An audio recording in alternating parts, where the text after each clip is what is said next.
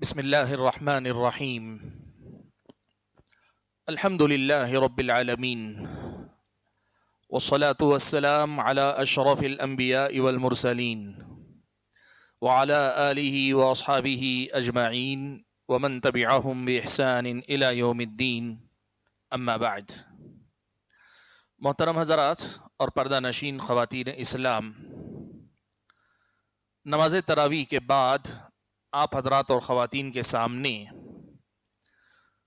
مسلسل توحید اور شرک کے مسائل بیان ہو رہے ہیں۔ کل کے درس میں ہم نے جو عنوان ہمارا جاری ہے شرک کی مختلف شکلیں، اسی کو ہم نے جاری رکھا تھا، اور آج بھی ہم اسی عنوان کو آگے جاری رکھتے ہوئے شرک کی ایک نئی شکل، ایک نئی صورت جاننے اور سمجھنے کی کوشش کرتے ہیں۔ قرآن و سنت میں اللہ تعالیٰ نے جن عبادتوں کا ہم اور آپ کو حکم دیا ہے، ان عبادتوں میں سے بہت بڑی ایک عبادت ہے توکل۔ توکل یعنی بھروسہ کرنا۔ قرآن میں اللہ تبارک و تعالیٰ نے متعدد مقامات پر، یعنی یوں سمجھیے کہ دسیوں آیتوں میں اس بات کا حکم دیا ہے کہ وَعَلَى اللَّهِ فَلْيَتَوَكَّلِ الْمُؤْمِنُونَ، کہ مومنوں کو چاہیے کہ وہ اللہ ہی پر بھروسہ کریں۔ وَعَلَى اللَّهِ فَتَوَكَّلُوا، اللہ ہی پہ تم سب بھروسہ کرو۔ اللہ تبارک و تعالیٰ نے قرآن میں اللہ کے نبی کو مخاطب کر کے بھی کہا فَتَوَكَّلْ عَلَى اللَّهِ، اللہ پر بھروسہ کیجیے۔ تو قرآن اور سنت میں آپ یہ دیکھیں گے کہ توکل کو اللہ تعالیٰ کی ایک بہت بڑی عبادت کے طور پر ذکر کیا گیا۔ علامہ ابن قیم رحمۃ اللہ علیہ تو یہ کہتے ہیں کہ توکل آدھا دین ہے، کل آدھا دین توکل ہے، اور کہتے ہیں بقیہ آدھا دین انابت، یعنی اللہ تعالیٰ پر کی طرف لوٹنا، اللہ کی طرف رجوع کرنا، یعنی اللہ پہ بھروسہ کرنا آدھا دین ہے اور اللہ تعالیٰ کی طرف لوٹنا آدھا دین ہے۔ کہتے ہیں یہی بات ایاک نعبد و ایاک نستعین میں بتائی گئی، ہم تیری ہی عبادت کرتے ہیں یعنی تجھی پہ ہمارا بھروسہ ہے، و ایاک نستعین یعنی ہم تیری ہی طرف متوجہ ہو کر اپنی ضرورتیں طلب کرتے ہیں۔ تو ابن قیم رحمت اللہ علیہ نے تو لکھا ہے کہ توکل آدھا دین ہے، اور دیگر اہل علم تو یہ کہتے ہیں کہ توحید کا سارا خلاصہ، سارا نچوڑ توحید توکل میں۔ توکل کیا ہے؟ توکل کا مطلب یہ ہے کہ بندہ اللہ پر بھروسہ کرے اور صرف اللہ تعالیٰ پہ بھروسہ کرے۔ اب یہاں انسان کی زندگی میں دیکھیں بہت سارے معاملات ایسے ہیں جو انسان کو لگتا ہے کہ میرے اپنے بس میں، کنٹرول میں۔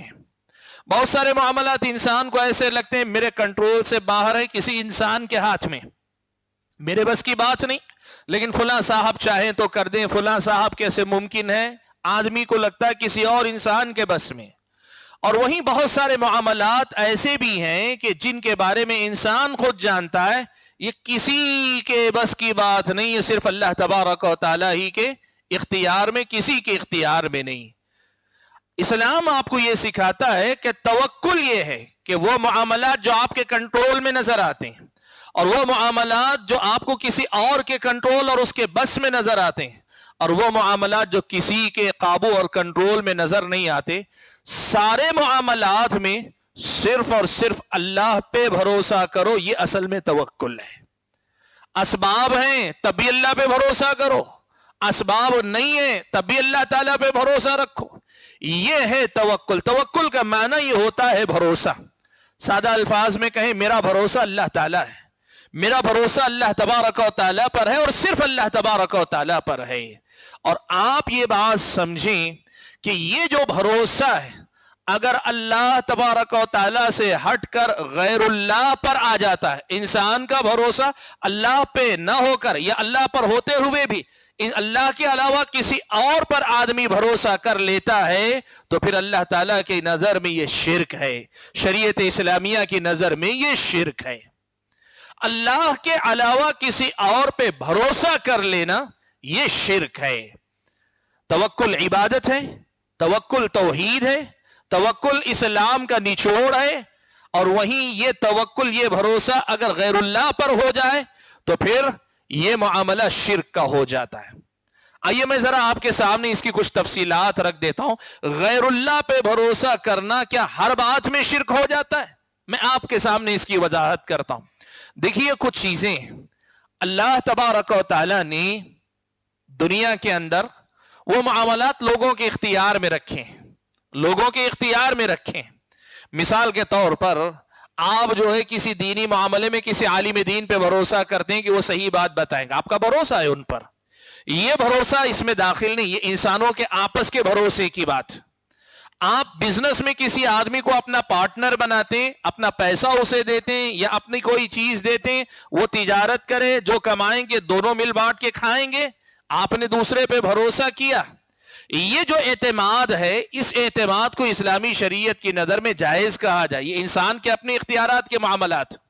ایسے ہی آپ کہیں مقدمہ لڑنا ہے, آپ کو, آپ ایک وکیل رکھتے ہیں, ایک آدمی کو اپنی وکالت کرنے کے لیے منتخب کرتے ہیں, تو وکالت کے لیے آپ جو اس کے سامنے اس کو اختیار کر رہے ہیں, یہ انسانوں کے آپسی معاملات کی بات ہے. تو یہ معاملہ اللہ تبارک و تعالیٰ پر توکل کے خلاف نہیں ہے, یہ جائز ہے اسلامی شریعت میں. دوسری چیز ہے وہ معاملات جو صرف اللہ تبارک و تعالیٰ کے اختیار میں ہیں, سارے معاملات, نفع و نقصان کے سارے معاملات, جیسے خود یہ وکیل بنا لینا, کسی کو پارٹنر بنا لینا, یا کسی سے مدد لینے کے بعد بھی اس کی مدد سے میں کامیاب ہو جاؤں گا کہ نہیں ہوگا, یہ اللہ کے ہاتھ میں ہے. وکیل بنا لینا اللہ نے اختیار دیا, لیکن اس کے وکالت سے میں کامیاب ہو جاؤں گا کہ نہیں, وہ اللہ جانتا ہے. پارٹنر میں نے بنا لیا, کماؤں گا کہ ڈوب جاؤں گا, وہ اللہ جانتا ہے. تو جن معاملات میں انسانوں کے پاس بھی ہیں ایک, اور دوسرے وہ معاملات جو صرف اللہ تعالیٰ کے اختیار میں ہیں, جیسے بیماری کی شفا دینا یا کسی آدمی کو پریشانی سے نکالنا وغیرہ, یہ سارے معاملات اللہ تعالیٰ کے اختیار میں ہیں. ان معاملات میں اسلام آپ کو بتاتا ہے اللہ نے یا تو ان کے کچھ اسباب رکھے, جیسے بیمار آدمی کو اللہ نے دوائی کھانے کا حکم دیا, دوا کو اللہ نے سبب بنایا, شفا کے لیے دوا کو اللہ نے سبب بنایا. آپ کو کہا جا رہا ہے کہ جہاں اللہ ہی کے اختیار کے معاملات ہیں, وہاں اگر اللہ نے سبب رکھا ہے کوئی, سبب اختیار کرو. لیکن سبب اختیار کرنے سے پہلے بھی, سبب اختیار کرتے ہوئے بھی, سبب اختیار کرنے کے بعد بھی بھروسہ سبب پہ نہیں ہونا چاہیے, مسبب الاسباب پر ہونا چاہیے. آپ اور میں بیمار ہیں, دوا کھانے سے پہلے بھی, دوا کھاتے ہوئے بھی, دوا کھانے کے بعد بھی دوا پہ بھروسہ نہیں ہونا چاہیے. جو دوا میں تاثیر دیتا ہے اس رب ذوالجلال پہ میرا اور آپ کا بھروسہ ہونا چاہیے, یہ توکل ہے. تیسرا درجہ یہ ہے کہ ہمارے سامنے اللہ نے کسی کو سبب نہیں بنایا. آدمی ایسی چیزوں کو سبب بنا لیتا ہے, تو جس کو اللہ نے سبب نہیں بنایا اس کو سبب بنا لے, اور یا پھر اللہ نے جسے سبب بنایا اسے ہی سبب بنائے, لیکن اس پر بھی ذرا بھروسہ کر لے. اسلامی شریعت کی نظر میں یہ شرک اصغر کہلاتا ہے. شرک اصغر کا مطلب یہ ہے کہ یہ دائرہ اسلام سے باہر نہیں نکالتا آدمی کو, لیکن آدمی کو اس گناہ کا مرتکب کرواتا ہے جو گناہ آدمی کو جہنم میں لے جانے والا. بعض اہل علم کے مطابق شرک اصغر ایسا گناہ ہے جو معاف ہو ہی نہیں سکتا, اللہ سزا ہی دے کر اسے ختم کرتا ہے. اور بعض اہل علم کہتے ہیں نہیں, یہ بہت بڑا گناہ, شرک اصغر زنا, چوری, قتل, شراب نوشی, سود خوری, اس سے بڑا گناہ ہے شرک اصغر. یہ درجہ ہے. اور سب سے بڑا توکل میں شرک کیا ہے, ایک آدمی اللہ تبارک و تعالیٰ پر جو بھروسہ کرنا ہے وہ اسباب پر یا جن کو اللہ نے سبب نہیں بنایا انہی پہ پورا بھروسہ کر لے, اور یہ مانے یہی شفا دیں گے, یہی میرے بنائیں گے, یہی میری بگاڑیں گے. یہ بھروسہ اگر کسی اور پہ کر لیتا ہے پھر یہ دائرہ اسلام سے نکالنے والا شرک ہے, شرک اکبر ہے.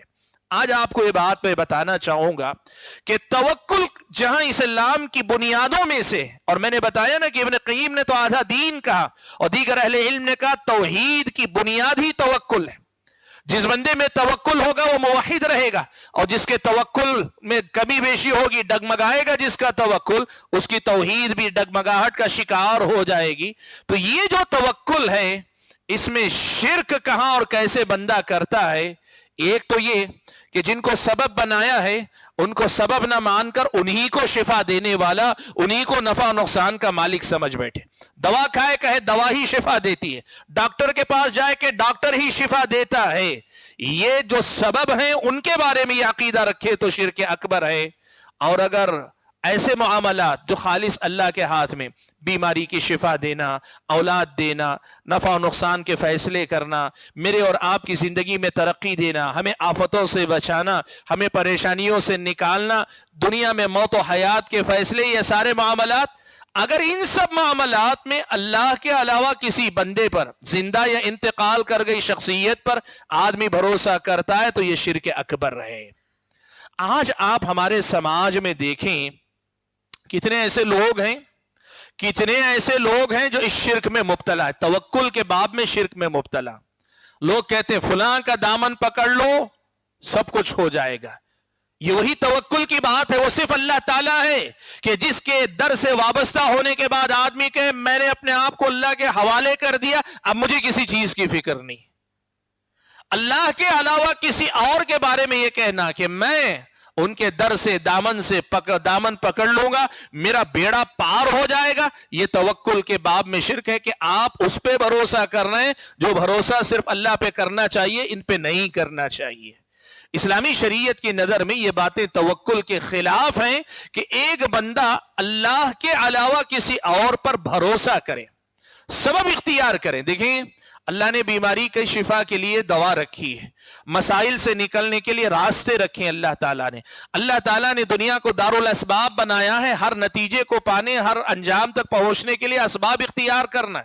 آپ اسباب اختیار کیجئے، یہ غلط نہیں، لیکن اسباب پہ بھروسہ مت کیجئے، بھروسہ صرف اللہ تبارک و تعالیٰ پر کیجئے۔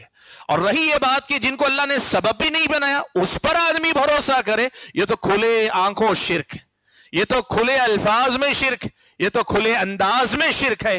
آدمی ان معاملات کو جو اللہ تعالیٰ کے ہیں غیر اللہ سے جوڑ لے رہا ہے۔ اور اسی ضمن میں بات ذرا لمبی ہوگی لیکن یہ مسئلہ میں ذکر کر دوں، ہمارے اور آپ کے سماج میں یہ جو تعویذ، گنڈے، یہ جو پلیتے، یہ جو دھاگے، یہ جو ناریل، یہ جو لیمو، یہ جو مرچ، یہ میخ، یہ نعل، اور اس کے بعد پتہ نہیں اس کے ساتھ بہت ساری یہ ساری چیزیں ہیں نا، ان کو اللہ تعالیٰ نے سبب نہیں بنایا، کسی بھی شر سے بچنے کا سبب اللہ نے نہیں بنایا۔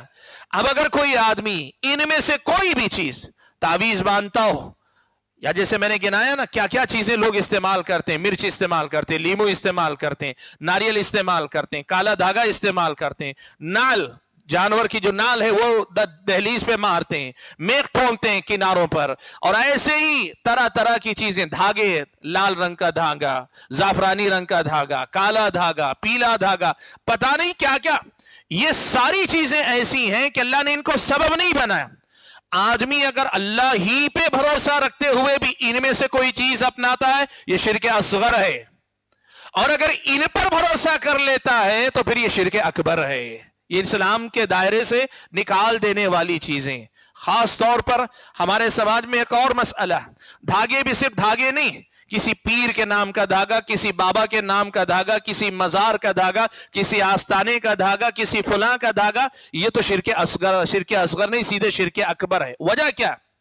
آپ نے پیر کے نام کا دھاگا پہننے کا مطلب آپ کا اعتماد پیر پر ہے، پھر دھاگے پر ہے، اللہ کو تو آپ نے سرے سے نظر انداز کر دیا، بھول گئے آپ۔